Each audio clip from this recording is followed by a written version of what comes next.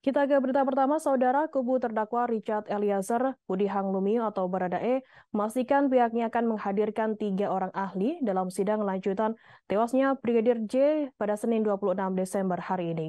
Kuasa hukum Baradae Roni Talapesi menyatakan ketiga ahli yang akan dihadirkan diantaranya psikolog forensik, ahli filsafat moral, dan psikolog klinik dewasa. Informasi lebih lengkapnya akan disampaikan oleh rekan jurnalis kami dari tribunnews.com.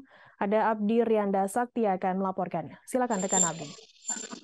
Baik, terima kasih rekan Firda. Selamat siang untuk Tribunnews dimanapun berada. Bisa saya laporkan terkait sidang lanjutan perkara pembunuhan Brigadir Nofriansah Yosua Huta Barat alias Brigadir J di Pengadilan Negeri Jakarta Selatan pada hari ini, hari Senin 26 Desember 2022. Dalam sidang kali ini, Majelis Hakim mengagendakan pemeriksaan saksi ahli meringankan untuk terdakwa Barada Richard Eliezer alias Baradae. Kubu Baradae sendiri membawa 3 saksi ahli peringankan, yakni Guru Besar Filsafat Moral Profesor Dr. Romo Frans Magnis Suseno SJ, psikolog klinik dewasa Liza Mariolu Jafri, dan psikolog forensik Reza Indragiri Amril. Saksi Romo menyebut jika dalam etika moral perintah Ferdi Sambo kepada Baradae untuk menembak Brigadir J saat itu merupakan hal yang paling sulit dilawan.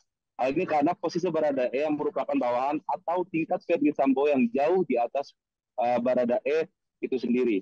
Di sisi lain, psikolog klinik dewasa Riza mengatakan jika Baradae sendiri mempunyai tingkat kepatuhan yang sangat tinggi, sehingga adanya rasa cemas, takut, dan sebagainya kepada seseorang yang lebih berkuasa dalam hal ini Ferdi Sambo itu sendiri. Saat ini persidangan masih berlangsung dengan pemeriksaan ketiga saksi ahli tersebut. Untuk informasi, Brigadir Nofriansah Yosua Huta Barat alias Brigadir J menjadi korban pembunuhan berencana yang diotakkan oleh Ferdi Sambo pada 8 Juli 2022 lalu. Brigadir Yosua tewas setelah dieksekusi di rumah dinas Ferdi Sambo di Komplek Poli Duren 3, Jakarta Selatan. Pembunuhan itu diyakini setelah Putri Candrawati bercerita kepada Ferdi Sambo karena telah terjadi pelecehan seksual di Magelang.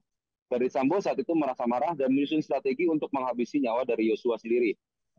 Dalam perkara ini, Ferdi Sambo, Putri Candrawati, Bribka Riki Rizal, Kuat Maruf, dan Baradae didakwa melakukan pembunuhan berencana. Kelimanya didakwa melanggar pasal 340, subsidiar pasal 338 KUHP, junto pasal 55 ayat 1 ke 1 KUHP dengan ancaman maksimal hukuman mati.